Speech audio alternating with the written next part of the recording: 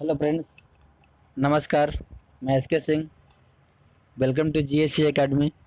आज से आप लोगों का फिजिक्स का अगला टॉपिक स्टार्ट किया जा रहा है।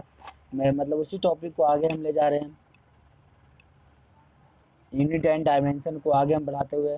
कल हम लोग जहाँ तक देखा था उसके आगे हम लोग आज चलिए देखते हैं। तो कल आप लोग ने व्युत्पन्न मात्रक के बारे में कल आप लोग ने पढ़ लिया था, आज उसी को आगे बढ़ाते हैं। तो मात्रकों की पद्धतियाँ के बारे में हम लोग देखते हैं, मात्रकों की पद्धतियाँ।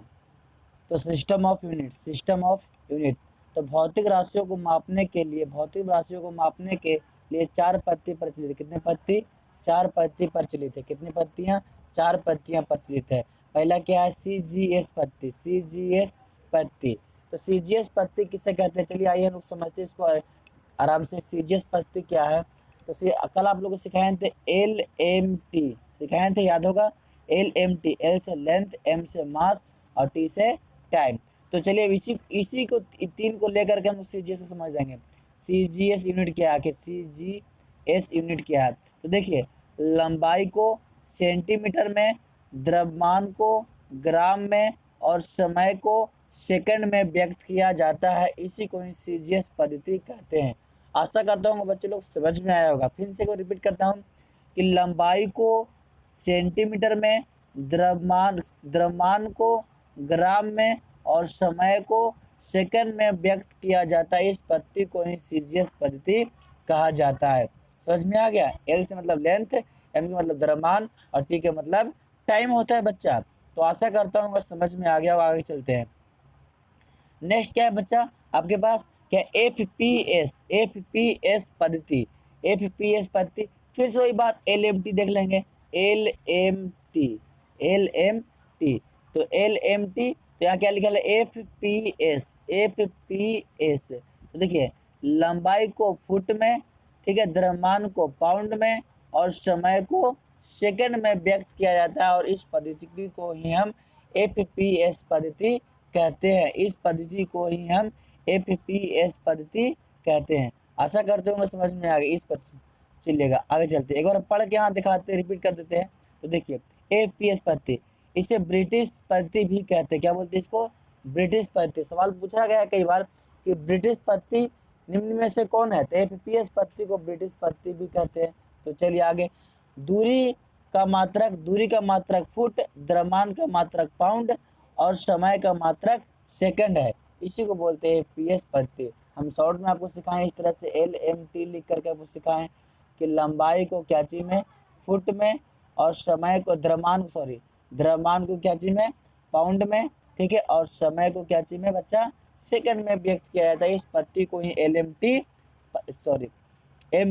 सॉरी एफ पी एस पद्धति कहते हैं। चलते हैं आगे बच्चों लोग। आते हैं अब MKS पद्धति। एक बार फिर से MKS, तो फिर लिखेंगे LMT, LMT। फिर क्या है? MKS, ठीक है। तो लंबाई को, अब M से मतलब मीटर, लंबाई को मीटर में, और द्रव्यमान को K का मतलब किलोग्राम और T के मतलब समय को, S के मतलब सेकंड। तो देखिए बच्चों, एक चीज गौर कीजिएगा, सभी में समय क्या चीज में चल रहा है? तो सेकंड में चल रहा है। समय हमेशा क्या होता है बच्चा? समय का सबसे छोटा यूनिट क्या होता है? सेकंड होता है, इसलिए सेकंड लेते हैं। तो याद हो गया होगा, लंबाई को मीटर में, द्रव्यमान को किलोग्राम में और समय को सेकंड में व्यक्त किया जाता है। इसी को बोलते हैं MKS पद्धति। और एक लास्ट बच गया आपको, SI सिस्टम, ठीक है, SI पद्धति, इंटरनेशनल सिस्टम ऑफ यूनिट, ठीक है ना, इंटरनेशनल सिस्टम ऑफ यूनिट। इसे सन 1971 में जेनेवा के मापतौल महाधिवेशन में स्वीकार किया गया। याद रखिएगा, इस पद्धति में 7 मूल मात्रक और 2 सहायक मात्रक है। कितने? 7 मूल मात्रक। तो एग्जाम में कई बार पूछा हुआ बच्चा कि मूल मात्रकों की संख्या कितनी है? मूल मात्रकों की संख्या कितनी है बच्चा? 7 है। मूल मात्रकों की संख्या 7 और 2 सहायक मात्रक। और कितने? 2 सहायक मात्रक। 2 क्या है? सहायक मात्रक। तो अगर पूछे कुल मूल मात्रक की संख्या कितनी है?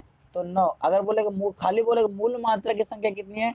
तो बच्चा 7। याद रखना, बहुत बार सवाल पूछा, पिछले बार रेलवे ग्रुप डी में सवाल पूछा गया था, याद रखिएगा, ठीक है।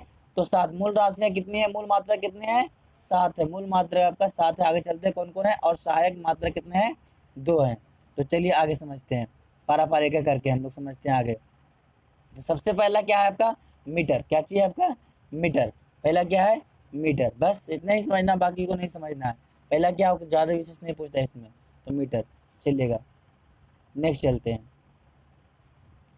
उसके बाद क्या है, उसके बाद सेकंड, मानक समय क्या है, उसके बाद सेकंड, उसके बाद सेकंड क्या है एम्पियर, फोर में क्या है एम्पियर।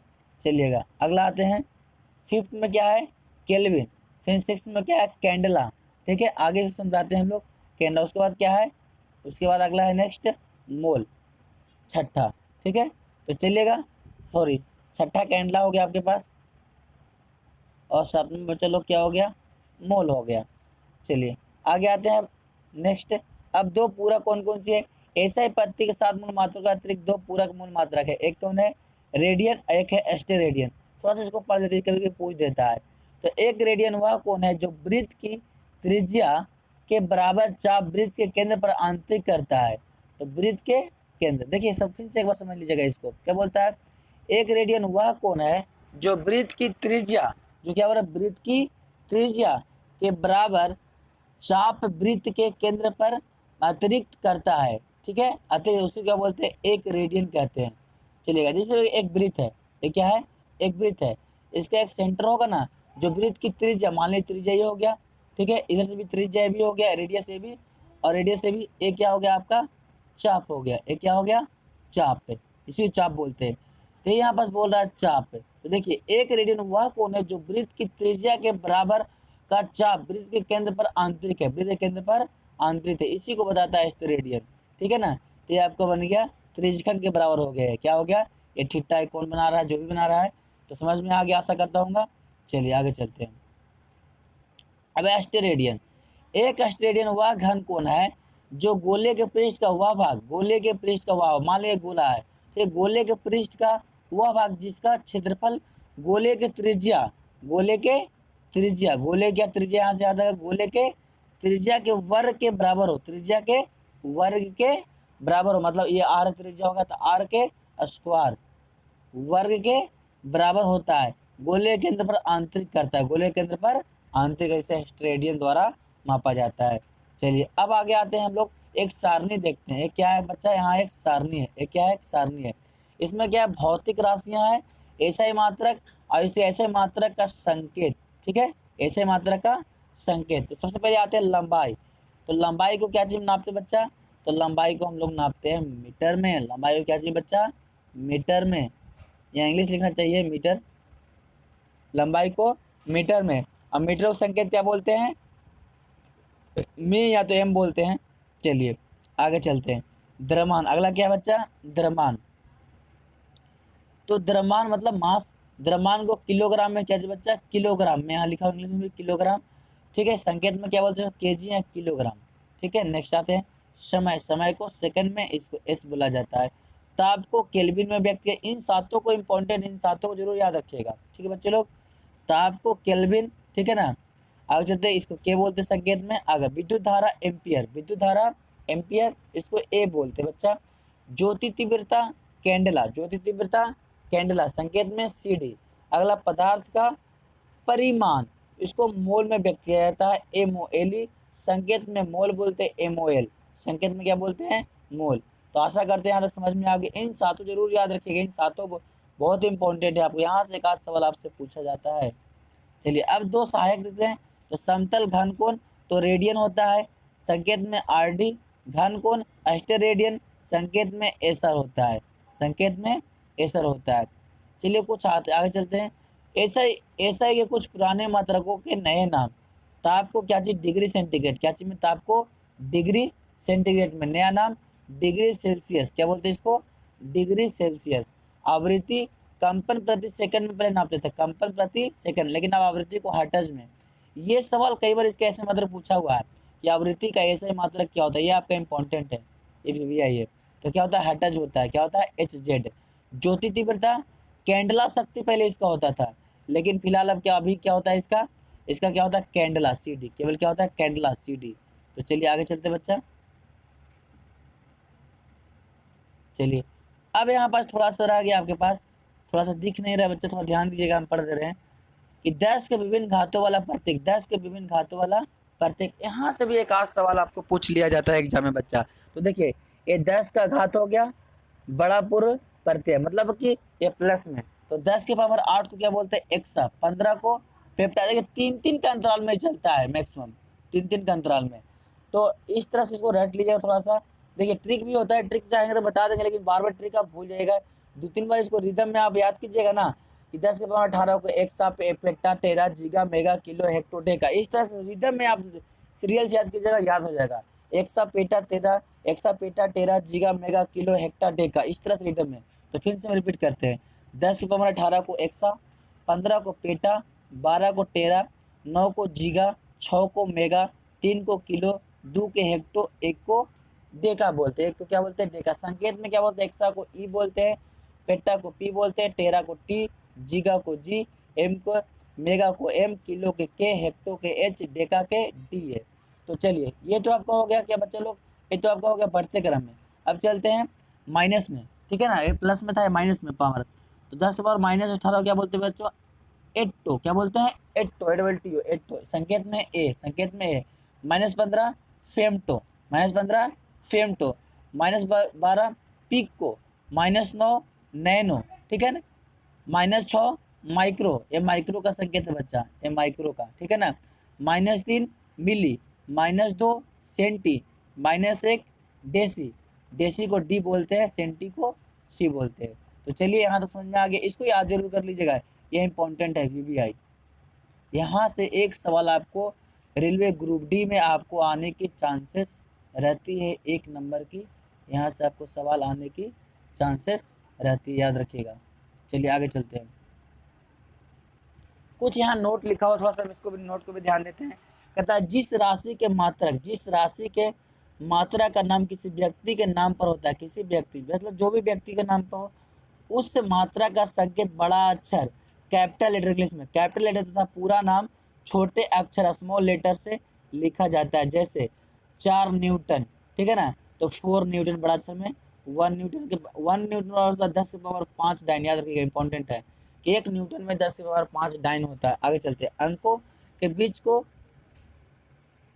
चलिए अंकों के बीच कॉमा देना, अंकों के बीच क्या होता है कॉमा देना, अंकों के दाएं से प्रत्येक 3 अंकों के बाद कॉमा दिया जाता है।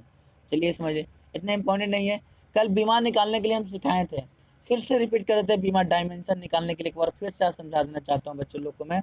तो किसी भौतिक राशि के मात्रक को ज्ञात करने के लिए मूल मात्रक पर जो घात पामर दिया जाता है उसे बीमा कहते हैं, क्या बोलते हैं, बीमा डायमेंशन। फिर से रिपीट, किसी भौतिक राशि के मात्रकों को ज्ञात करने, भौतिक राशि क्या चीज, मात्रकों को ज्ञात करने के लिए मूल मात्रक पर जो घात, घात का मतलब होता है पामर, क्या होता है जो पामर, इस तरह से पामर दिया जाता है उसे बीमा कहते हैं। बीमा में उसकी 3 चीज हम लोग निकाल लेते हैं, एक द्रव्यमान होता है, मूल मात्रक आपको हो गया, ऐसी भौतिक राशि हो गया, द्रव्यमान हो गया आपके पास, लंबाई हो गया एगो समय हो गया, द्रव्यमान को एम, लंबाई को एल और समय को टी। तो चलिए फिर से रिपीट कर देते हैं आज एक बार फिर से। तो पहला फिर से आया चाल, आया पहला क्या बच्चा आया, देखिए हम लिख के बताते हैं चाल। तो देखिएगा चाल इक्वल टू फॉर्मूला क्या होता है, दूरी, दूरी बटा समय, दूरी बटा समय। तो जाहिर सी बात है बच्चा, दूरी को क्या चीज में आप नापिएगा, तो मीटर में ही नापिएगा, लंबाई तो मीटर हो गया, और समय का भी हम सिखाए थे, समय क्या होता है बच्चा, सेकंड होता है। तो इसका ऐसे मात्रक क्या निकल गया, मीटर प्रति सेकंड, ये इसका ऐसा ही मात्रक निकल गया, क्या निकल गया, ऐसे मात्रक मीटर प्रति सेकंड। अब चलिए यहीं से हम डायमेंशन लिखना सीखेंगे।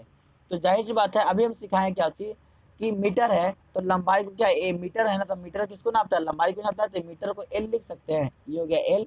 ये सेकंड है, सेकंड मतलब समय, समय को टी लिख सकते हैं बटा टी, और टी नीचे से ऊपर जाता है, कोई भी चीज बटा से नीचे से ऊपर जाता है तो उसका पावर माइनस होता है, तो एल टी इनवर्स, क्या बन गया बच्चा, एल टी इनवर्स। तो याद हो गया, तो चाल का बीमा क्या होगा, एल टी इनवर्स, ऐसे मात्रक मीटर प्रति सेकंड। इस तरह से किसी का भी आप डायमेंशन आप निकाल सकते हैं। आप 11th क्लास में सीखे होंगे डायमेंशन निकालने के लिए, तो आप इस तरह से डायमेंशन, किसी भी चीज़ का आप डायमेंशन निकाल सकते हैं बिल्कुल। तो चलिए अगला देखते हैं, अगला क्या आपके पास, ठीक है। चलिए आवृत्ति, आवृत्ति क्या होता है, कंपन बटा सेकंड, कंपन बटा समय सेकंड। तभी जानते हैं कि आवृत्ति डायरेक्ट आप जानते हैं हर्ट्ज होता है, क्या होता है, हर्ट्ज होता है, क्या होता है, हर्ट्ज। तो कंपन तो आपको जानते हैं इसमें नहीं द्रव्यमान है, नहीं लंबाई है, ठीक है, केवल सेकंड आ रहा है, सेकंड तो टी नीचे जाएगा, टी से ऊपर जाएगा तो क्या है, टी इनवर्स बनेगा।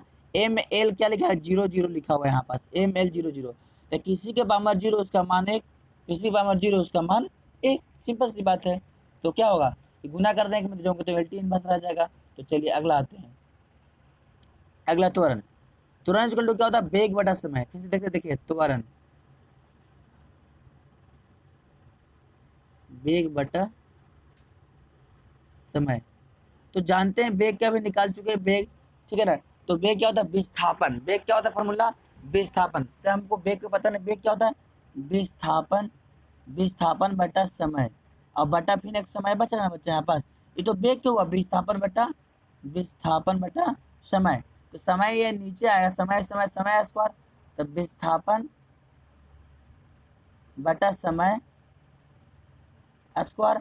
अब विस्थापन को मीटर में और समय को सेकंड में, तो मीटर प्रति सेकंड स्क्वायर। तो निकल गया मीटर प्रति सेकंड। तो तुरंत क्या निकले, मीटर प्रति सेकंड स्क्वायर। तो देखिए यहाँ पर लिखा हुआ है तुरंत कैसे, मात्रा मीटर प्रति सेकंड स्क्वायर। तो मीटर को क्या लिखेंगे, एल लिखेंगे यहाँ पास, एल, और सेकंड क्या है, सेकंड में क्या लिखेगा, तो इन्वर्स में जाएगा ऊपर टी, तो टी पावर ऊपर जाएगा तो -2, तो एल टी इन्वर्स। यहाँ इसमें एम जोड़ सकते हैं, तो एल एम टी से एल एम 0 टी इन्वर्स 2, आप जोड़ के ऐसे तीनों कर सकते हैं। चलिए नेक्स्ट चलते हैं आगे। इसी तरह घनत्व, तो द्रव्यमान बटा इधर, द्रव्यमान को केजी में और आयतन क्या में, वॉल्यूम लंबाई नापते हैं, मतलब मीटर क्यूब। तो यहाँ क्या हो जाएगा, द्रव्यमान को क्या एक केजी लिख देंगे, तो केजी हो गया। आयतन क्या मीटर में, मीटर क्यूब में होता है, तो मीटर क्यूब, तो केजी प्रति मीटर क्यूब, ऐसे मात्रा निकल गया इसका।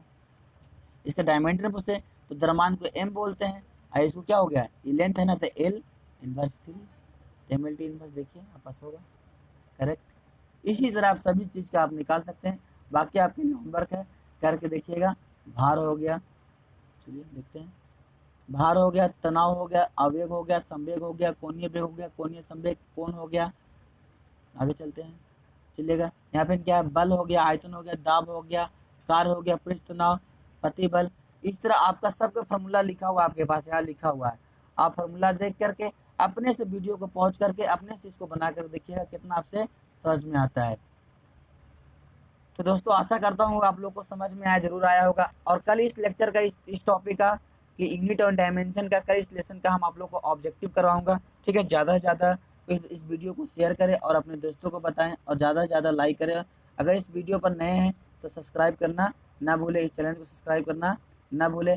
आप लाइक कर रहे हैं और सब्सक्राइब कर दें तो हमें एनर्जी मिलती है। इसी तरह से अपने दोस्तों के साथ इस वीडियो को शेयर ज़रूर करें। वीडियो देखने के लिए लास्ट तक all the best, thank you.